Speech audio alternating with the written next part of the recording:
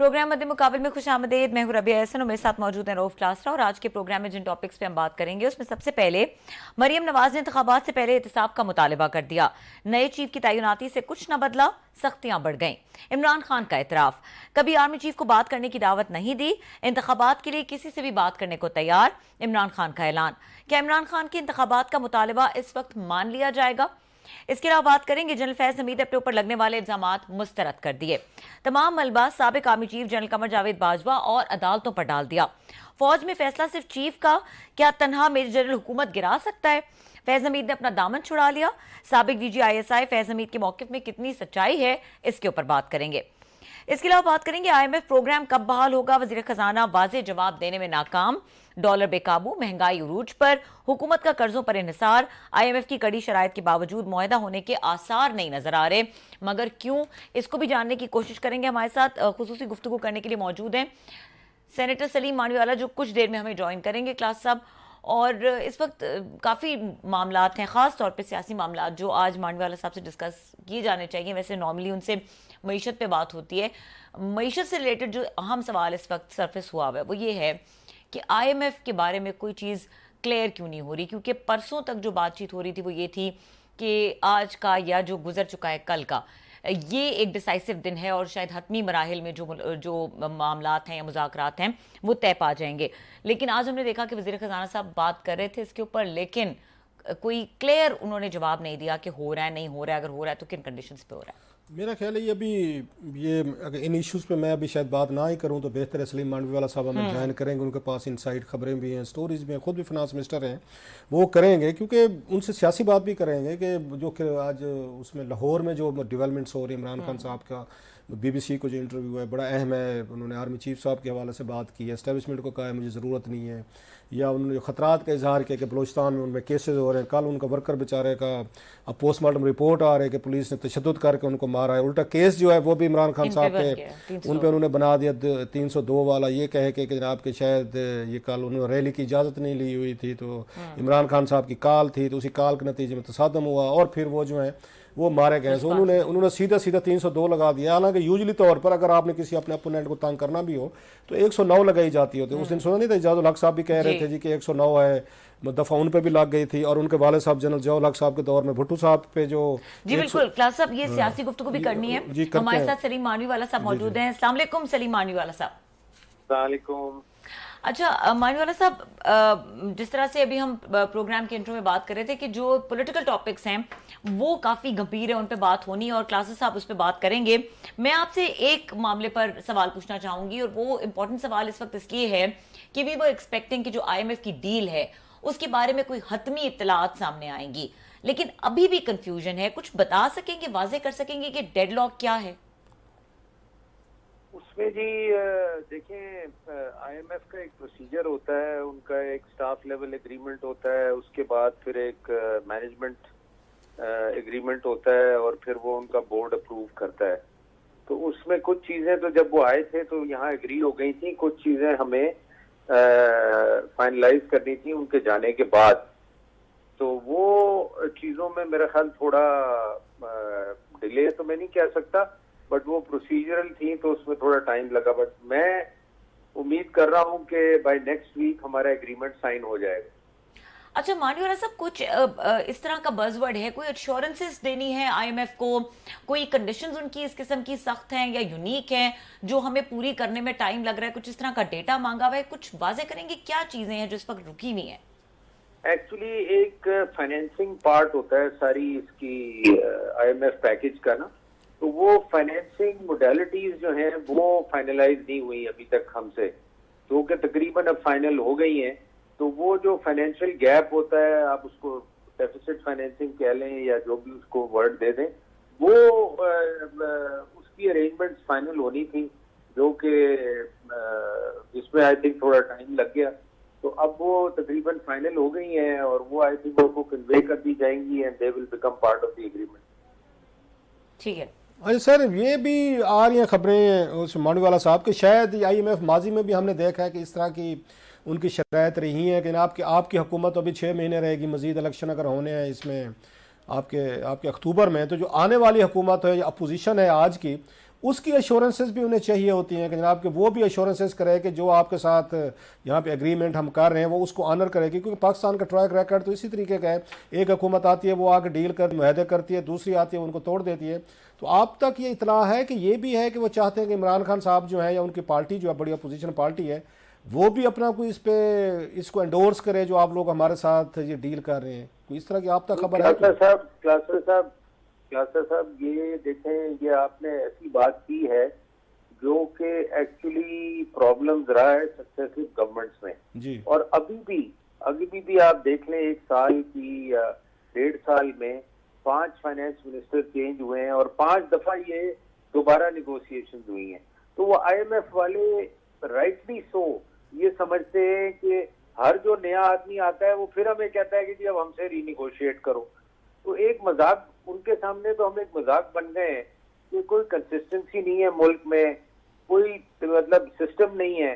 तो इसीलिए ये बातें आती हैं कि भाई एक फाइनेंस मिनिस्टर एक चीज एग्री करके गया, दूसरा आगे कहता है कि नहीं जी मैं फिर निगोशिएट करूंगा, तीसरा आगे कहता है मैं फिर निगोशिएट करूंगा, चौथा आगे कहता है। तो ये this has to stop, this type of dealing से आप अपनी क्रेडिबिलिटी भी खराब करते हैं मुल्क की, और उनमें उनके माइंड में ये डाउट्स आते हैं जो आप कह रहे हैं। पहले ये कभी इस किस्म की बातें नहीं होती थी। मैंने भी डील किया IMF से 2012-13 में, तो कभी भी उन्होंने इस किस्म की बात नहीं की कि अभी इलेक्शन होने वाले हैं और नहीं। मगर जब आप इस किस्म की चीजें करेंगे, और इसी वजह से आप जितनी इस वक्त इंस्टेबिलिटी देख रहे हैं, चाहे वो डॉलर हो चाहे वो और चीजें हो, उसकी वजह ही बेसिकली ये है कि आप हर वक्त इंस्टेबिलिटी क्रिएट करते हैं मुल्क में जो भी आता है। तो we have to stop doing this. ऐसा जो बात आपको समझ आ रही है कि इतनी बड़ी आपने बड़ा उनको आसान लफ्ज़ों में आपने बयान कर दिया जो आम आदमी को समझ आई है आपकी बात, तो ये बातें मुल्क के वज़ीर आज़म को नहीं समझ आती? इससे पहले नवाज शरीफ साहब वज़ीर आज़म थे, शायद खकान अब्बासी साहब थे, इमरान खान साहब थे, या भी हम शहबाज शरीफ साहब के देख, शहबाज शरीफ साहब के दौर में 2 वज़ीर मतलब 2 यहाँ वज़ीर ख़जाना, पहले मिफ्ता साहब थे, अब उसके बाद डार साहब आ गए। 1 साल के अंदर अंदर 2 ये बदल चुके हैं। इमरान खान साहब के दौर में अगर मैं गलत नहीं करा 3 उनके दौर में बदल गए थे सर। तो ये बातें इनको नहीं समझ आती, जानबूझ के ये करते हैं, हम जानबूझ के छेड़ते हैं नोइंगली कि हमें पता है कि हमने IMF के पास जाना है और ये चीज़ें हमने करनी है, लोगों को बेवकूफ़ बनाने के लिए, कि वक्ती तौर पर पोलिटिकल अपना माइलेज लेने के लिए, बेनिफिट लेने के लिए मुल्क को इतने बड़े डिजास्टर का शिकार करते हैं कि जब IMF उससे वॉकआउट करते हैं डील से, आपको रुपीज़ तबाह बर्बादी, इंपोर्ट के मसले, एक्सपोर्ट के प्रॉब्लम, पूरी दुनिया हमसे आके हाथ खींच लेती। तो क्यों करते हैं ये अपने को सुपर पेट्रियाटिक भी कहते हैं सारे। इसका मेरे पास कोई जवाब नहीं है। वो ये मुझे जो लगता है कि ये पर्सनल इशू है, प्राइम मिनिस्टर का इशू है, फाइनेंस मिनिस्टर का इशू है। मुझे याद है जब ये इमरान खान साहब के जब ये चल रहा था प्रोग्राम और ये प्रोग्राम से निकल गए थे, तो शौकत तरीन साहब ने हमें आके ब्रीफिंग की थी और उन्होंने यही कहा था कि मेरे लिए इस वक्त सबसे बड़ा चैलेंज ये है कि मैं IMF प्रोग्राम को कंटिन्यू करूं। और यही तकरीर हमें आके दी थी मिफ्ता इस्माइल ने जब वो चले गए कि जी मेरे लिए सबसे बड़ा चैलेंज ये है कि मैं IMF के प्रोग्राम को कंटिन्यू करूं। तो अगर यही चीजें हमने करनी है और हर फाइनेंस मिनिस्टर को ये पता है कि मैंने ये प्रोग्राम कंटिन्यू करना है, तो क्या जरूरत है हमें इसको डिस्टर्ब करने की, इंस्टेबिलिटी मुल्क में लाने की। और ये देखें, ये इसीलिए वो चार्टर ऑफ इसकी बात इकोनॉमिक चार्टर की, इकोनॉमी की इसलिए बात करते हैं कि ये चीजें खत्म होनी चाहिए। जब तक ये चीजें इस तरीके से चलती रहेंगी, पाकिस्तान इकोनॉमिकली कभी स्टेबल नहीं होगा। अच्छा सर, अभी आपने बात की शौकत तरीन साहब की कि उन्होंने भी आके आपकी कमेटी को ये ब्रीफ किया था कि मेरा सबसे बड़ा चैलेंज जो है इसको कंटिन्यू कर रहे हैं IMF को, और बाद में हमने देखा जब उनकी हुकूमत चेंज, मैं जरा पेट्रियाटिज्म पे आ रहा हूँ सर, हुब्बुल वतनी पे आ रहा हूँ, हमारी सिंसेरिटी जरा मुलाजा फरमाइएगा। आपको जब वो खुद थे ये वजीर खजाना, तो उन्होंने ये बात की आपको कि मेरे लिए कितना ज़रूरी है इसको कंटिन्यू करना डिस्पाइट चैलेंजेस। जब वो खुद हट गए, रजीम चेंज हो गया, तो बाद में उनके टेलीफोन टैपिंग सामने आई उन्हीं शौकत तरीन साहब की कि मोहसिन लगारी साहब को कह रहे हैं, उधर वहाँ सलीम झगड़ा साहब को कह रहे हैं कि जनाब आप इस तरह के लेटर लिखें, चीज़ें लिखें कि IMF से मुआहदा ना हो सके। ये इतना बड़ा सीनियर आदमी, बैंक का, जो मुल्क के 2 दफ़ा 3 दफ़ा वजीर खजाना रहे हैं, सेनेटर्स रहे हैं, इकॉनमी को दावा करते हैं, अगर उनकी ये हालत है कि जब खुद फाइनेंस मिनिस्टर हैं तो वो लाइन कुछ और ले लें, मैं नहीं रहा वजीर खजाना तो इसके बाद मुल्क डूबे, खुदा ना खासा, रियासत तबाह बर्बाद, लोग कहीं पे खाना जंगी हो जाए, कुछ हो जाए, डैम केयर, इस पे क्या कहेंगे सर? ये तो बड़े सीन, मतलब अच्छे खासे सेंसिबल बंदे थे। मैं तो समझता हूँ कि ये शौकत तरीन साहब नहीं थे, इन पे प्रेशर था शौकत तरीन पे बहुत, और कोई बिलीव नहीं कर सकता कि ये शौकत तरीन साहब ने खुद किया हो। और मैं समझता हूँ उन पे सियासी प्रेशर इतना था कि उनको ये करना पड़ा और उनके पास कोई चॉइस नहीं थी। नहीं तो मैं पर्सनली जानता हूँ शौकत तरीन साहब को, मैंने उनके साथ काम भी किया है, वो कभी भी इस किस्म की एंटी पाकिस्तान बात वो नहीं कर सकते थे।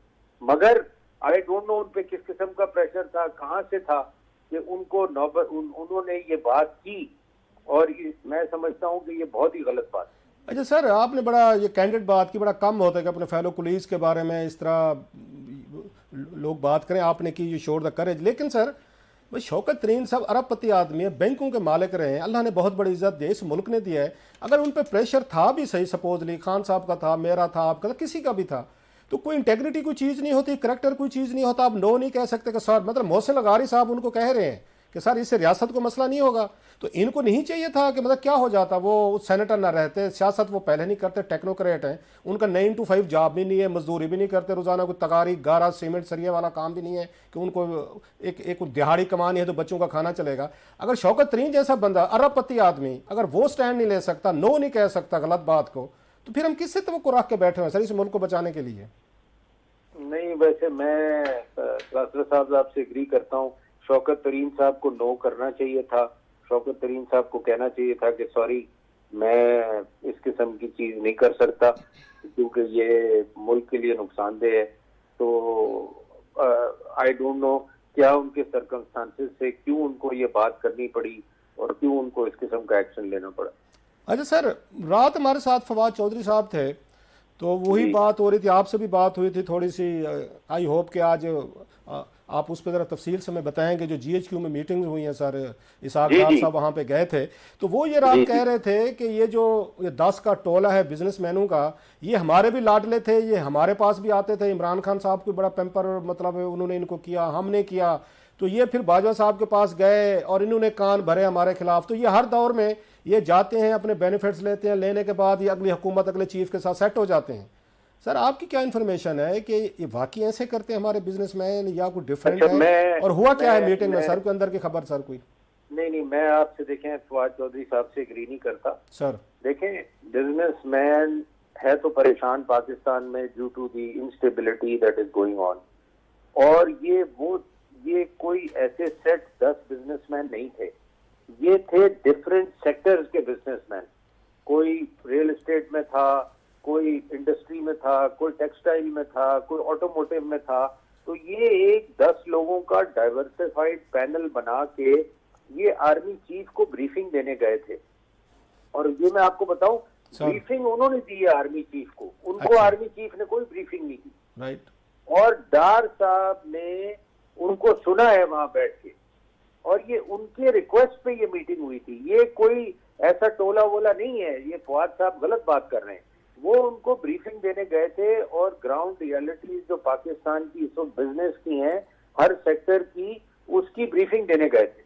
और वो उन्होंने बड़ी गौर से सुनी और डार साहब ने भी सुनी, और उसके बाद उन्होंने, डार साहब ने जो उनके कंसर्न्स थे उनको एड्रेस किया कि हम किस तरीके से जो आपके कंसर्न्स हैं इनको एड्रेस करें। तो ये उनके रिक्वेस्ट पे मीटिंग हुई थी, ये कोई उनको बुलाया नहीं गया था। तो सर इन्होंने क्या कहा, क्या बताया, ये जो टॉप 10 बिजनेसमैन क्या ब्रीफ किया इन्होंने आर्मी चीफ को? और उन्होंने वही बात की कि पाकिस्तान में आपको इंस्टेबिलिटी खत्म करनी पड़ेगी, और ये हर वक्त एक नया प्रोग्राम, हर वक्त एक नया एजेंडा, हर वक्त एक नया, जब तक आप ये करते रहेंगे हमारे हालात कभी भी ठीक नहीं होंगे, हम इसी तरह चलते रहेंगे बल्कि इससे बदतर होते जाएंगे। तो उस पे सबका कंसेंसस था आर्मी चीफ का और उनका कि इसको अब इकोनॉमी को हमें सीरियसली लेना चाहिए इसको। और मैं हमेशा ये कहता हूँ, इकोनॉमी को आप सियासत में मत इन्वॉल्व करें। जब तक आप इकोनॉमी को सियासत में फंसाए रखेंगे, आज आप देख लें हमारा हाल इसीलिए हो गया है कि चाहे वो डिक्टेटर आए, चाहे वो पॉलिटिकल गवर्नमेंट आए, इकोनॉमी पे आप सियासत करेंगे तो आज आपका जो हाल है ये उस चीज का नतीजा है। तो यही चीजें वो कन्वे करने गए थे to the army chief and finance minister was there to understand कि खुदारा इकोनॉमी को प्लीज आप सेपरेटली डील करें। सर वहाँ से खबरें आ रही है मांडवीवाला साहब के शायद डार साहब ने वहाँ पे अश्योर करवाया इन तमाम बिजनेसमैनों को कि हमारी IMF के साथ डील जो है ना वो बिल्कुल बस इट्स राउंड द कार्नर और हो जाएगी। आज जब उनसे सहाफ़ियों ने कुछ सवालात किए तो he was wavering once again, he wasn't, मतलब वो कमिट नहीं कर रहे थे। तो वहाँ पे चीफ साहब के सामने से खबरें आ रही है कि डार साहब ने वहाँ पे उनको तसल्ली कराई है कि जनाब के सब कुछ ठीक हो रहा है और हो जाएगा। लेकिन ऐसे सहाफ़ियों के सामने बैठ के वो इस जब सवाल पूछा गया है IMF पे, अभी भी उनकी कोई कमिटमेंट उस तरह नजर नहीं आ रही थी। वाई दीज टू मतलब different view? I don't know साथियों के सामने उन्होंने ये क्यों कहा, बट वहाँ उन्होंने उनको जरूर अश्योरेंस दिलवाई है और उन्होंने उनको कहा है कि IMF का प्रोग्राम, और मैंने भी आपको शुरू में ही प्रोग्राम में बताया कि नेक्स्ट वीक मैं एक्सपेक्ट कर रहा हूँ कि हमारा फाइनली एग्रीमेंट IMF से हो जाएगा और द प्रोसेस विल स्टार्ट। और उन्होंने वहाँ उस मीटिंग में डार साहब ने ये भी कहा कि he is expecting after the agreement $10 billion to be coming into Pakistan from various donors, from various agencies. तो he assured them of stability coming back to Pakistan. अच्छा मांडवीवाला साहब, be it internal stakeholder, आप ही की बात के accordingly अगर हम उसको सही मानते हुए आगे चलें, और be it external stakeholders, यदि हम IMF की अगर बात करते हैं, वो दोनों एक पॉलिटिकल स्टेबिलिटी मांग रहे हैं किसी भी किस्म की एग्रीमेंट में जाने के लिए, किसी भी किस्म की चीज़ों को आगे बढ़ाने के लिए।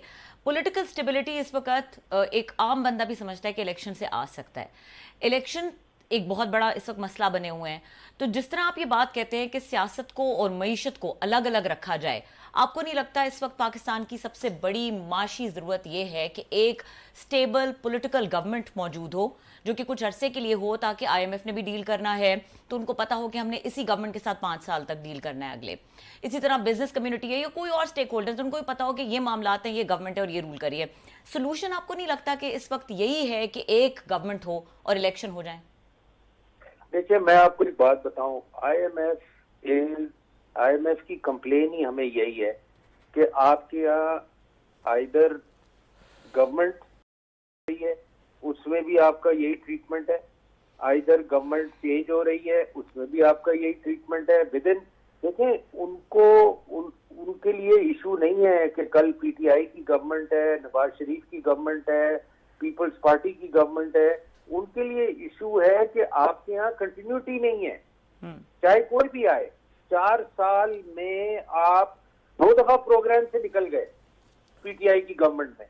तो मसला पॉलिटिकल गवर्नमेंट्स का ही सिर्फ नहीं है, मसला ये है कि आप जो भी प्रोग्राम में जाएं, चाहे कोई भी गवर्नमेंट हो, उस प्रोग्राम को आप कंप्लीट करें और फिर आप आगे चलें। अगर आपने नेक्स्ट प्रोग्राम करना, इलेक्शंस और नो इलेक्शंस वो IMF का हेडेक नहीं है।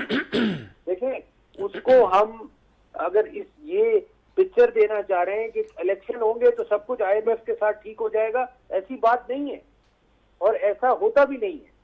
और उन्होंने जो अपना एग्रीमेंट है उसको इम्प्लीमेंट कराना है, चाहे आपकी गवर्नमेंट हो, मेरी गवर्नमेंट हो, they have nothing to do with it. और वो हमेशा में ये कहते हैं एक तरफ सर आपने जो बात स्टेबिलिटी की भी की है, ये पॉलिसीज की कंसिस्टेंट होने की भी की है। दूसरी तरफ हम देख रहे हैं कि लाहौर में उसमें वो इमरान खान साहब के हवाले से कल जिस तरह वहाँ पे तशद्दुद भी हुआ, उनके वर्कर्स को मारा गया, पुलिस ब्रूटैलिटी सामने आई, फिर उनका एक उसमें वर्कर जहाँ बहक हुआ उस पर अब आ रहे पोस्टमार्टम का टॉर्चर किया गया, पुलिस ने किया है। फिर इमरान खान साहब पे ही उसी का 302 कत्ल का पर्चा दे दिया गया। एक तरफ जब हम सारे ये उसमें एक अपने इकोनॉमिक मेस में फंसे हुए हैं, दूसरी तरफ जो मेन अपोजिशन का वो लीडर है जो मतलब अपने आपको फ्यूचर प्राइम मिनिस्टर के तौर पर भी उनको देखा जाता है, उन पे कत्ल के पर्चे हो रहे हैं। आपकी पार्टी क्योंकि इसमें साफ ज़ाहिर शामिल है, इत्तेहाद भुट्टो साहब पे भी इसी तरह का कत्ल का पर्चा आपको याद होगा किया गया था। हम तो समझते थे पीपल्स पार्टी इस तरह के एक्शन जो है, स्टेप्स जो हैं, उनसे अवॉइड करेगी, क्योंकि माजी में तो बहुत सारी चीज़ें आपकी पार्टी के खिलाफ भी हो चुकी हैं।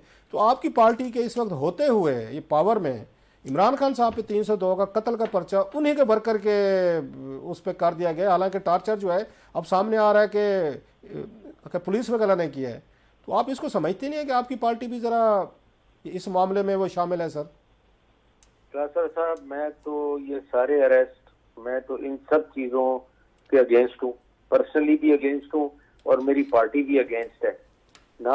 आपको याद होगा 2009 में जब हम आए थे, जितने पॉलिटिकल प्रिजनर थे during the time of Musharraf, हमने सबको रिलीज कर दिया था और हम इंटरनेशनली ये क्लेम करते थे कि पीपल्स पार्टी गवर्नमेंट में कोई पॉलिटिकल प्रिजनर नहीं।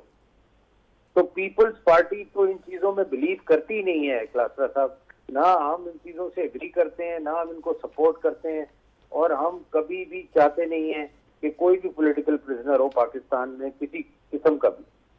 ठीक है, लेकिन सर आप ये देखें, लास्टली मोहसिन नकवी साहब जो निगरान वजीर आला है साहब, ज़रा उनके नोटिस में अप्रूवल से पर्चा किया गया होगा जो इमरान खान साहब पे हुआ है, वो तो आप लोगों का चॉइस है। जरदारी साहब के बड़े करीब समझे जाते हैं कि वो पीपल्स पार्टी के साथ उनका बड़ा एक पुराना तल्लुक भी है। तो आप समझते नहीं है कि उसमें मोहसिन नकवी साहब के वजीर आला होते हुए इमरान खान साहब पे पर्चा होगा कत्ल का, तो फिर तो आप लोगों पे सवालात उठेंगे सर।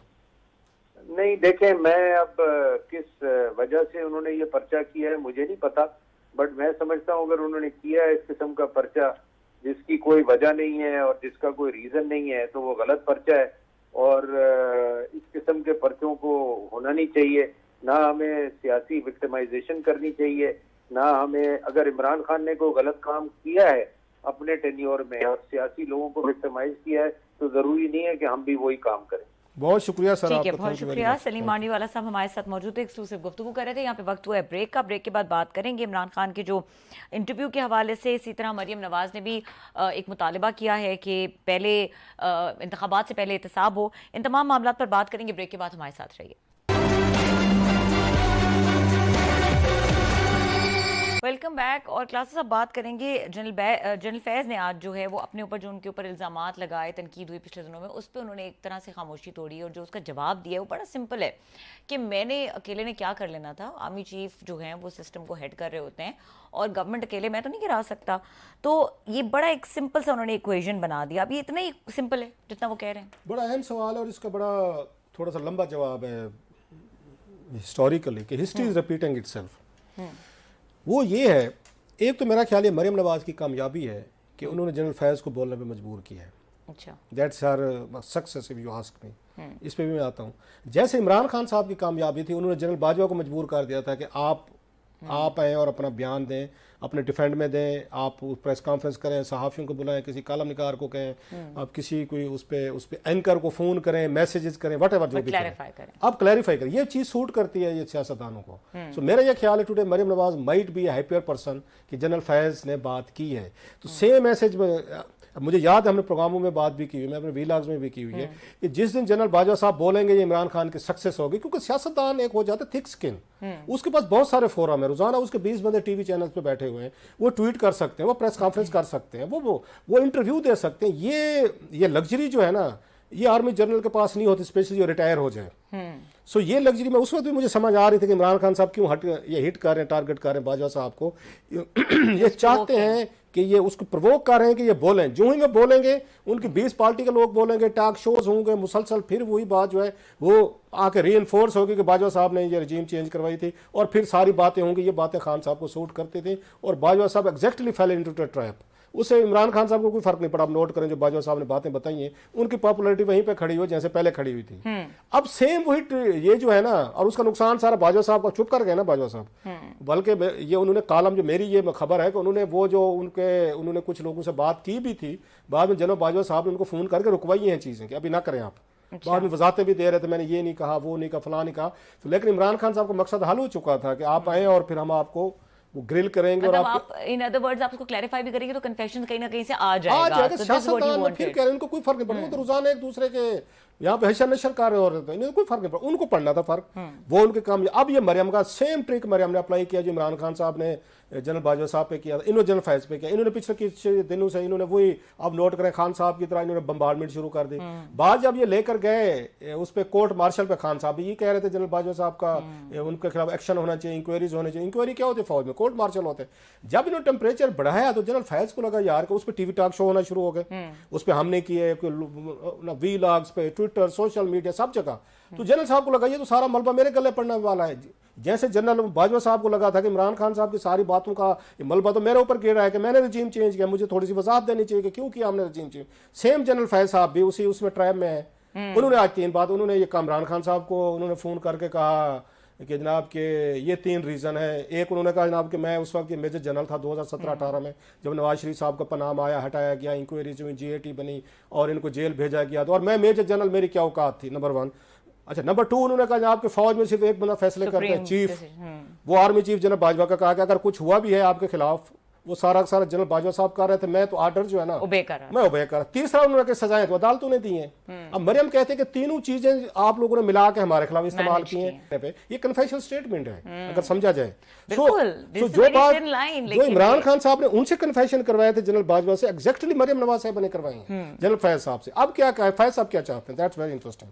वो कहते हैं मैं तो 2017-18 में मैं DGC था, ये मेजर जनरल था। DGC जो है ISI में सबसे ज्यादा पावरफुल पोजीशन है। इवन समझा जाता है ऑपरेशनल जितने भी होते हैं पाकिस्तान के अंदर वो DGC करते हैं। जो इस वक्त इमरान खान साहब किसको टारगेट किए हुए हैं पिछले इससे 6 महीने साल से, वो DGC को किया। जो मौजूदा DGC फैसल ये नसीर साहब हैं, वो उन्हीं को टारगेट किया है। वो क्यों नहीं नाम लेते हैं उनका, मतलब ISI का, बिकॉज ही नोज दैट उस वक्त इमरान खान साहब जो है, जब ये फैज हमीद साहब या DGC थे उनके दौर में भी रहे हैं, उस वक्त सारा जो काम है वो इन्हीं से लेते थे। पॉलिटिकल मैनूवरिंग, नैब, पार्लियामेंट, मीडिया, अपोजिशन, सारे काम, टू द पॉलिटिकल लीडर्स और जो सब कुछ मैनेजमेंट हर तरह ये सारे ऑपरेशन जो है अगर चीफ भी ऑर्डर देता था वो DGC को देता था। लिहाजा जनरल फैज साहब का ये कहना कि DGC की तो कोई हैसियत नहीं थी, वो गलत कह रहे हैं। असल जो मतलब पावर्स होते हैं वो DGC के पास होती हैं, नहीं तो इमरान खान साहब इस वक्त मौजूदा DGC पे अटैक ना कर रहे होते। नंबर 1। दूसरा उन्होंने एक बड़ा खूबसूरत ट्रिक खेला है, ठीक है, उन्होंने फैज हमीद साहब ने, वो ये कि इससे पहले माजी में 2 बल्कि 3 इस तरह के एग्जांपल्स आपको नजर आएंगी। जनाब मुशर्रफ पे जब ये गद्दारी का पर्चा कर रहे थे उस वक्त नवाज शरीफ साहब एंड कंपनी, तो इन्होंने जब उनको चार्जशीट किया गया वहां पे इन्होंने आके पिटीशन वगैरह फाइल की, जो भी था खसूसी कोर्ट में, जनाब मुशर्रफ को यही मशवरा दिया गया था कि सर अपनी रिस्पॉन्सिबिलिटी इसको स्प्रेड करें।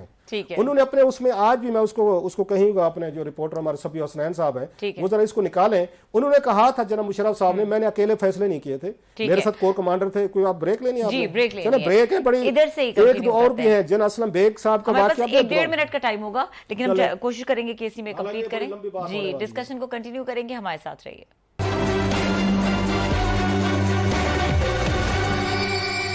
Welcome back. क्लास साहब, बहुत अहम बात कर रहे थे आपने कहा जी एक तो DGC और दूसरा ये कि आपने कहा कि फैज हमीद साहब एग्जैक्टली नो उसकी जो हिस्ट्री में होता रहा है कि अपनी रिस्पॉन्सिबिलिटी को स्प्रेड कर दें। बिल्कुल ना, बड़ी समझदारी है। जनरल मुशर्रफ ने किया था जब उन पे ये गद्दारी का केस आया था, उन्होंने कहा जनाब कि मैं अकेला नहीं था, मेरे साथ पूरी टीम थी जिसमें कोर कमांडर्स भी थे, जिसमें फॉर्मेशन कमांडर्स भी थे, DG ISI भी थे और मतलब DG MA थे, पूरी की पूरी फौज एस्टेब्लिशमेंट थी। 12 अक्टूबर को भी थी और उसके बाद 3-3 साल की टेन्योर होती है कोर कमांडर्स की, बदलते गए हैं। सो इस दरमियान में आपके डजन्स ऑफ आर्मी जनरल जो है रिटायर हुए हैं, जो ये फैसले कर रहे थे, अगर जिसकी वजह से नवाज शरीफ साहब को शिकायत थी कि आपने कू की है या इमरजेंसी लगाई है, सब कुछ की थे। सो उन्होंने कहा सबको बुलाएं, बल्कि उस नवाज शरीफ साहब अपनी कैबिनेट में उसमें 2-3 जो वजीर बैठे हुए थे, जैद हामिद साहब थे लॉ मिनिस्टर, वो जनरल मुशर्रफ साहब के भी वो वजीर थे जिन्होंने उसको 3 नवंबर की उन्होंने इमरजेंसी का ड्राफ्ट बनाया था। जैद हामिद साहब ने वो जनरल मुशर्रफ के साथ बैठ के, वो इस वक्त इनके वजीर थे नवाज शरीफ साहब के, जब ये उन पे केस कर रहे थे उन्होंने कहा इनको भी तो करें। उससे थोड़ा सा वो दबाव आया कि ये तो पूरी फौज को आपको प्रोसिक्यूट करना पड़ेगा। सो वो आपकी वो डिवाल्टी। दूसरा केस आया असलम बेग साहब वर्सेस असद दुरानी साहब, कि जब इन पे ये एक इसमें केस चला था सुप्रीम कोर्ट में कि बेनजीर भुट्टो साहब की हुकूमत को डिसमिस करने के बाद इलेक्शन रिग करने के लिए 1990 में तो इन्होंने पैसे बांटे थे, जो इल्ज़ाम लगा था। असगर खान साहब ने उन्होंने लेटर लिखा था और यहाँ प्रोसीडिंग हुई थी, तो उस वक्त बुलाया था कोर्ट ने इनको। असद दुरानी साहब DG ISI थे 1990 में, असलम बेग साहब आर्मी चीफ थे। तो उस वक्त जब उनसे पूछा गया था असद दुरानी साहब से सुप्रीम कोर्ट में, मैंने वो कवर की हुई है प्रोसीडिंग जो वहाँ पे होती रही थी, चीफ जस्टिस इफ्तिखार चौधरी साहब थे उस वक्त। उन्होंने कहा जनाब कि मैं तो DG ISI था, मुझे सारे अहकामात जो हैं यहाँ GHQ से आ रहे थे, आर्मी चीफ मतलब आर्मी चीफ दे रहे थे। उन्होंने एग्जैक्टली यही कहा रहा था कि जनाब चीफ साहब जो है वो फैसले कर रहे थे और और मैंने तो एग्जीक्यूशन की है फैसलों की। उन्होंने बुला लिया उनको, असलम बेग साहब को। बेग साहब इस बात पे नाराज हो गए थे असद दुरानी साहब से कि भाई साहब मैं चीफ था तो तुमने सारी रिस्पॉन्सिबिलिटी मेरे पे डाल। आज तक असलम बेग साहब की और इनके असद दुरानी साहब की बोलचाल नहीं है। तो ये काम ये फैज हमीद साहब ने एग्जैक्टली वही किया है कि रिस्पॉन्सिबिलिटी जो है आर्मी पे डाल दो। शॉर्ट वर्ड्स हमें क्लोजिंग की तरफ जाना है क्लास साहब कि ये सिंपल आंसर नहीं है, ये आंसर इतना कॉम्प्लिकेटेड और कॉम्प्लेक्स है कि फंसा दिया है उन्होंने फर्दर। ओके जी, प्रोग्राम देखने के लिए बहुत शुक्रिया, इजाजत दीजिए, अल्लाह हाफिज।